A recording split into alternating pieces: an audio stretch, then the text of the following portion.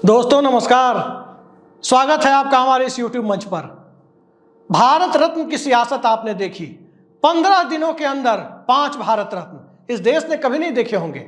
अधिकतम 3 दिए जाने की परंपरा एक बार में थी, लेकिन अब 5 भारत रत्न आप देख रहे हैं। चुनावी साल के चुनावी भारत रत्न, चुनावी हिंदुत्व आपने देखा, चुनावी रामलला भी आपने देखा। रामलला इस देश के दिलों में बसते हैं, हमारे आपके सबके दिलों में बसते हैं, लेकिन चुनावी रामलला आपने नहीं देखा होगा। लेकिन जब चुनावी राम मंदिर आपने देखा तो इस दौर में चुनावी भारत रत्न भी देख लीजिए। मैं ये नहीं कहता कि भारत रत्न दिए जाने वाले लोग भारत रत्न के योग्य नहीं है। एक आध नामों पर व्यक्तिगत तौर पर मुझे लगता है कि भारत रत्न देने का फैसला संभवतः बहुत सही नहीं था, लेकिन अधिकांश भारत रत्न जो पिछले 15 दिनों में दिए गए हैं वो सर्वथा योग्य लोगों को भारत रत्न दिए गए हैं।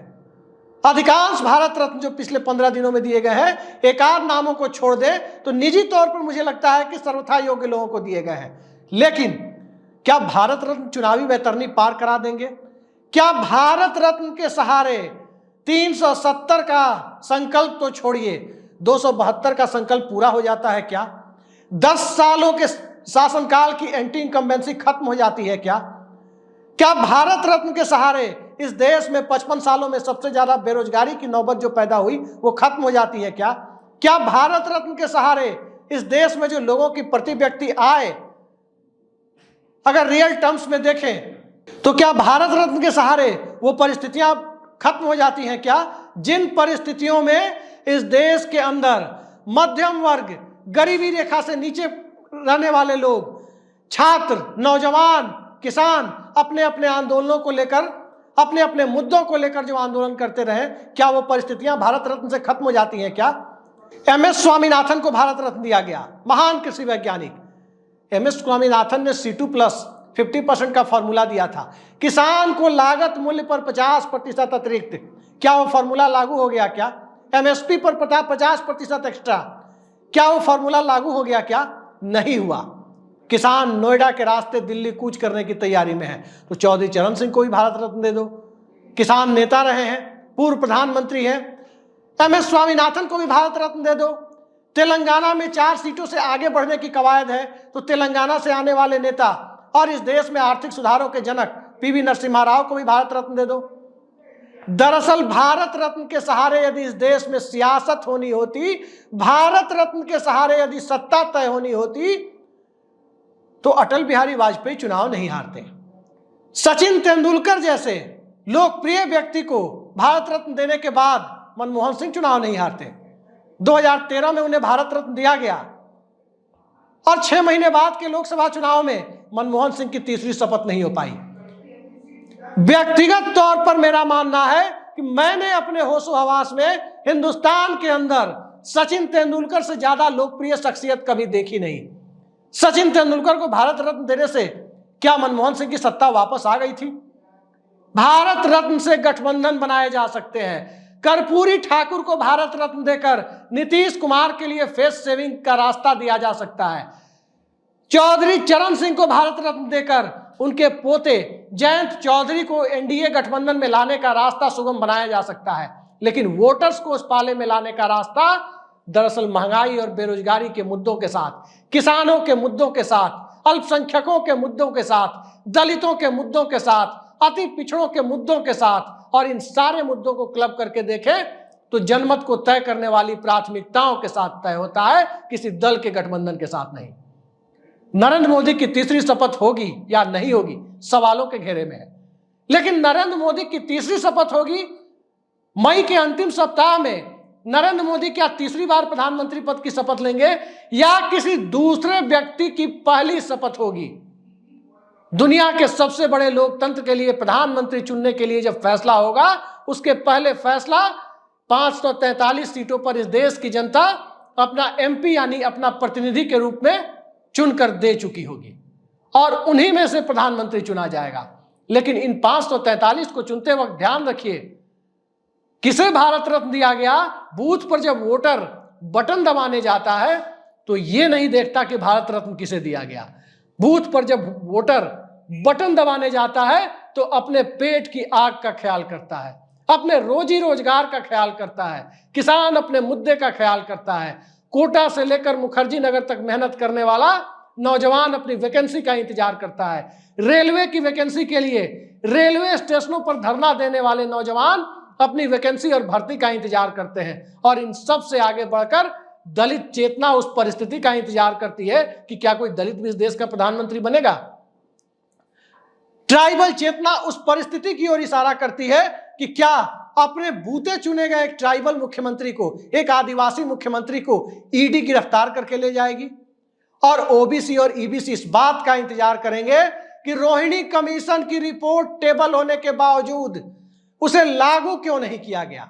ये सारे मुद्दे होंगे और इन सारे मुद्दों के आश्रय सियासत भी होगी और इस सियासत के सहारे चुनावी हिंदुत्व भी आएगा तो भारत जोड़ो न्याय यात्रा भी आएगी, राहुल गांधी भी आएंगे तो नरेंद्र मोदी भी आएंगे, रामलला का भी इस्तेमाल होगा तो ओबीसी के मुद्दे का इस्तेमाल होगा, नरेंद्र मोदी की जाति भी पूछी बताई जाएगी तो राहुल गांधी की भी जाति पूछी बताई जाएगी, उनका गोत्र भी पूछा और बताया जाएगा।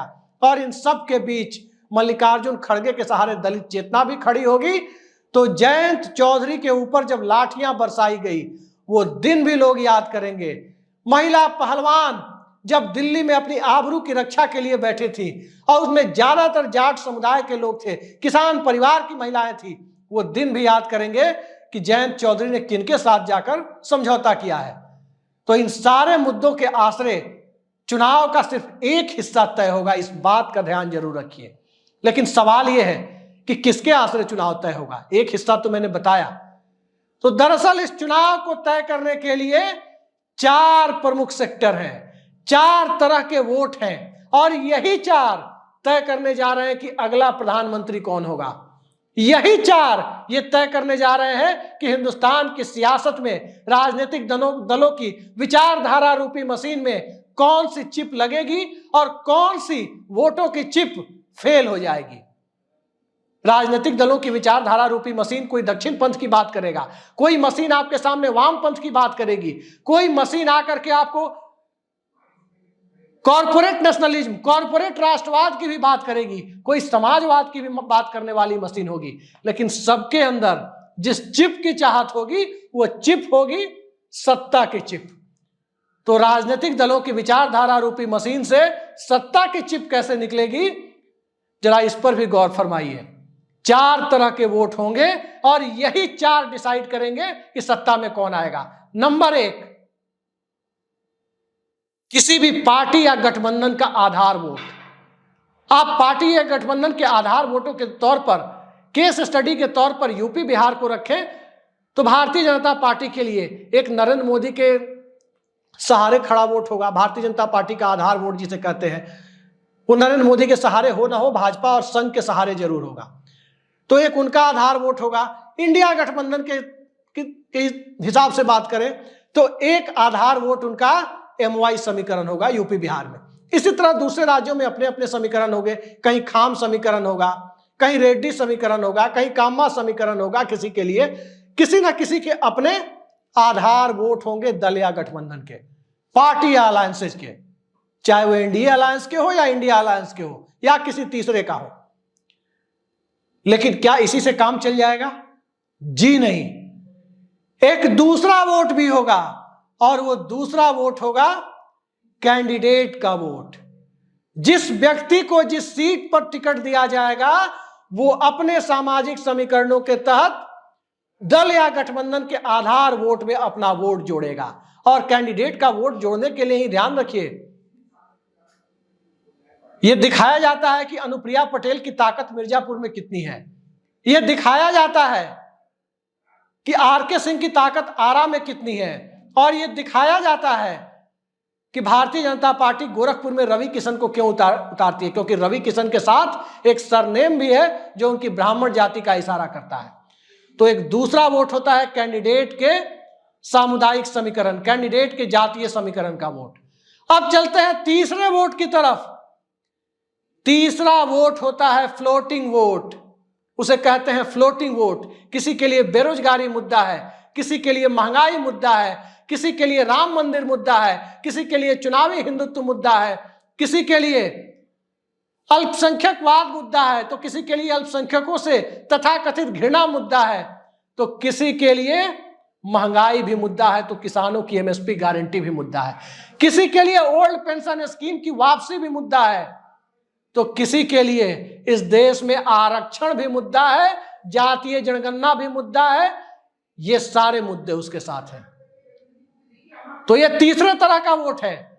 और अब बात करते हैं चौथे वोटर की। तो चौथा वोटर जो है वो बेहद महत्वपूर्ण होता है, और उसे आप क्रिकेट की भाषा में कहें तो जो फिनिशिंग टच दिया जाता है, जो फिनिशर होते हैं कुछ बैट्समैन जो आकर इनिंग को फिनिश करने का काम करते हैं, वो चौथा वोट होता है। और वो चौथा वोट सीएम पीएम कैंडिडेट का। लोकसभा चुनाव है तो प्रधानमंत्री पद के उम्मीदवार कौन है, उनकी सामुदायिक चेतना क्या है, उनके पीछे कौन सा वोट खड़ा है, वो वोट होता है। भारतीय जनता पार्टी के पास नरेंद्र मोदी है। इंडिया गठबंधन का चेहरा घोषित नहीं है, लेकिन उम्मीद है कि बहुत जल्द मल्लिकार्जुन खड़गे के नाम का औपचारिक ऐलान हो सकता है। तो नरेंद्र मोदी आए थे तो कौन सा वोट उनसे जुड़ा था 2013 में? मैं पिछड़ा हूं, मैं अति पिछड़ा हूं, मैं नीची जाति का हूं, ये सारे शब्द नरेंद्र मोदी के मुखारबिंद से आपको सुनने को मिलते थे। लेकिन जब नरेंद्र मोदी के सहारे वोट बटोरने की बारी आई तो विपक्ष यहां पर फेल होता दिखा।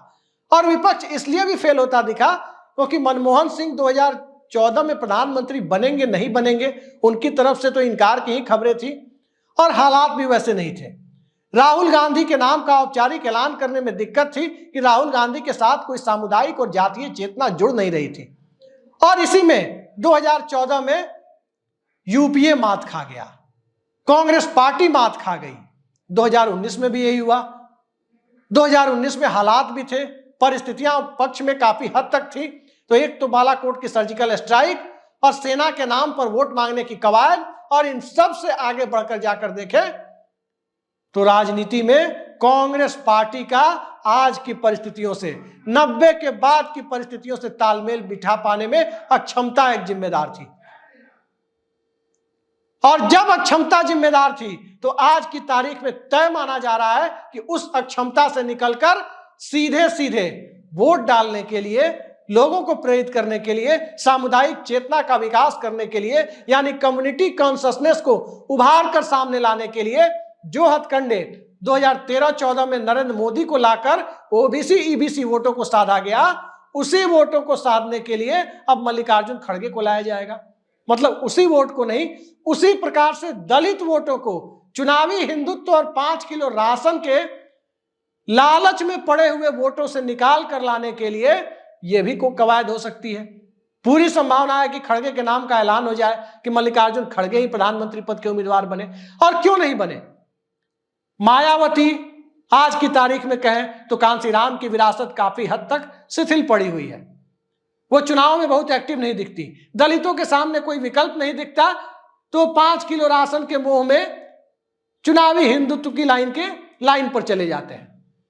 ठीक इसी तरह से ट्राइबल कॉन्शसनेस की बात करें, द्रौपदी मुर्मू जी राष्ट्रपति बना दी गई, क्रेडिट भारतीय जनता पार्टी को जाता है। लेकिन क्या राम मंदिर के उद्घाटन में उन्हें नहीं बुलाया जा सकता था? क्या एक आदिवासी महिला से राष्ट्रपति, जो खुद राष्ट्रपति पद पर आसीन है, महामहिम है, क्या उनसे राम मंदिर का उद्घाटन नहीं कराया जा सकता था? ये सवाल है। और सवाल तब और गहरा हो जाता है जब इस देश में अपने बूते, अपने नाम के बूते, अपने गठबंधन के लिए बहुमत हासिल करने वाले एकमात्र आदिवासी मुख्यमंत्री हेमंत सोरेन को सलाखों के पीछे डाल दिया जाता है। वो मुख्यमंत्री से भूतपूर्व मुख्यमंत्री हो जाते हैं। तो जब हेमंत सोरेन मुख्यमंत्री से भूतपूर्व मुख्यमंत्री हो जाते हैं तो भारतीय जनता पार्टी के खिलाफ परिस्थितियां भी अभूतपूर्व हो जाती है। तो इस भूतपूर्व और अभूतपूर्व के दौर में किसके आगे भूतपूर्व प्रधानमंत्री का पदनाम जुड़ सकता है और किसके साथ प्रधानमंत्री पद जुड़ सकता है, ये 4 प्रकार के वोट तय करेंगे। और इन 4 प्रकार के वोटों के सहारे और इन 4 प्रकार के वोटों को साधने की कोशिश में जो भी दल या गठबंधन, चाहे वो एनडीए हो, चाहे वो इंडिया हो, जो भी टक्कर देता दिखेगा वही लड़ाई में आगे जाएगा। और जो टक्कर देता नहीं दिखेगा वो लड़ाई में आगे जाने की बात तो छोड़ दीजिए, लड़ाई में आने के लिए टक्कर जरूरी है। मुकाबले में आने के लिए, मुकाबले को धारदार बनाने के लिए मौजूदा दौर में पीएम सीएम का मोहरा जरूरी है। राहुल गांधी फ्लोटिंग वोटर्स को अपने साथ जोड़ने के लिए कश्मीर से कन्याकुमारी तक और मणिपुर से मुंबई तक लगे हुए हैं जनता के साथ संवाद करने में। जनता के साथ भी संवाद कर रहे हैं, कुत्तों को भी बिस्कुट खिला रहे हैं। लेकिन इस सारी परिस्थितियों में राहुल गांधी जो कवायद कर रहे हैं, वोटों का एक सेक्शन वो साध रहे हैं, दूसरे सेक्शन को साधने में कहीं ना कहीं राहुल गांधी को जो दिक्कतें दिखाई दे रही है वो सिर्फ और सिर्फ नेता का चेहरा नहीं होने की वजह से दिखाई दे रही है। अब ये चेहरा कब तक नहीं आएगा, इंडिया गठबंधन जाने। कब तक नहीं आएगा, कांग्रेस पार्टी जाने, मल्लिकार्जुन खड़गे जाने, राहुल गांधी जाने, ममता बनर्जी और अरविंद केजरीवाल जाने, उद्धव ठाकरे, शरद पवार और एमके स्टालिन जाने। लेकिन इस देश की जनता को इतना पता है कि जब तक चेहरा नहीं आएगा तो बिना भारत रत्न की घोषणा किए भी नरेंद्र मोदी को प्रधानमंत्री बनने से नहीं रोका जा सकता। और जब चेहरा आ जाएगा, यानी इंडिया गठबंधन की विचारधारा रूपी मशीन में चेहरे वाली चिप जब लग जाएगी तो उस दौर में नाको चने चबाने पड़ सकते हैं भारतीय जनता पार्टी को। याद रखिए, भारतीय जनता पार्टी की जो विचारधारा है संघ की विचारधारा से आई हुई विचारधारा है। और संघ की सियासत क्या है? बहुसंख्यकवाद की राजनीति और अल्पसंख्यकों को किनारे लगाने की राजनीति। कितने अल्पसंख्यक, कितने मुसलमान एमपी एमएलए हैं भारतीय जनता पार्टी के टिकट पर? उंगलियों पर गिनकर बता दीजिए। तो वो जो बहुसंख्यकवाद वाली कवायद है वो समावेशी नहीं हो सकती। और इंक्लूसिव जब तक नहीं होगी, समावेशी नहीं होगी, तो पहला निशाना अल्पसंख्यक होते हैं, दूसरा निशाना आदिवासी होते हैं, तीसरा निशाना दलित होते हैं, चौथा निशाना कोई और होता है। आदिवासी को वनवासी कहना किसने शुरू किया? क्या इस देश में संकुचित मानसिकता के लोग ये चाहते हैं कि आदिवासी हमेशा वनवासी ही बने रहे, वो वन में ही रहे, वो शहरों में नहीं रहे, वो अपार्टमेंट में नहीं रहे? क्या यही मौजूदा दौर में लोकतांत्रिक परिभाषा की सबसे बुनियादी शर्त हो गई है? हालात दरअसल यही है कि आज की तारीख में समता की बजाय, इक्वलिटी की बजाय जब समरसता पर जोर दिया जाता है तो समरसता पर जोर देने का मतलब क्या होता है? आखिर उस समरसता का क्या मतलब है कि एक आदमी मार रहा है, दूसरा मार खा रहा है, एक जेल भेज रहा है, दूसरा जेल जा रहा है, लेकिन वो जमानत की अपील भी करता है तो खारिज हो जाती है। कोर्ट भी मानती है कि मनी ट्रेल प्रूफ नहीं हो रहा है, मनी ट्रेल दिखाई नहीं दे रहा है, लेकिन फिर भी जमानत नहीं मिलती है। हालात इस दौर में ऐसे हैं कि आने वाले दौर में दिनकर की वो कविता 2024 के लोकसभा चुनाव के बाद हिंदुस्तान का मिडिल क्लास और गरीब आदमी पढ़ता हुआ दिखाई देगा कि समर शेष है नहीं पाप का, भागी केवल व्याध, जो तटस्थ है समय लिखेगा उसका भी अपराध। तो तटस्थता की भूमिका आज की तारीख में इंडिया गठबंधन से दिख रही है, ये कहने में कोई दो राय नहीं है। क्योंकि तटस्थता की भूमिका नहीं होती, हिचक नहीं होती, आगे बढ़ने में घबराहट नहीं होती, तो प्रधानमंत्री पद का चेहरा घोषित हो जाता। आप मजबूती से लड़िए, आपका चेहरा सामने आए, लड़िए, जीत हार होती रहती है। लेकिन जब वही नहीं होगा तो चुनाव लड़ेंगे। तब तो आपकी विचारधारा रूपी मशीन में जब तक चेहरा रूपी चिप नहीं लगेगा, जब तक पीएम कैंडिडेट रूपी चिप नहीं लगेगा, तब तक आप इस देश में वो चारों प्रकार के वोटर जिनका मैंने जिक्र किया उसे साध नहीं पाएंगे।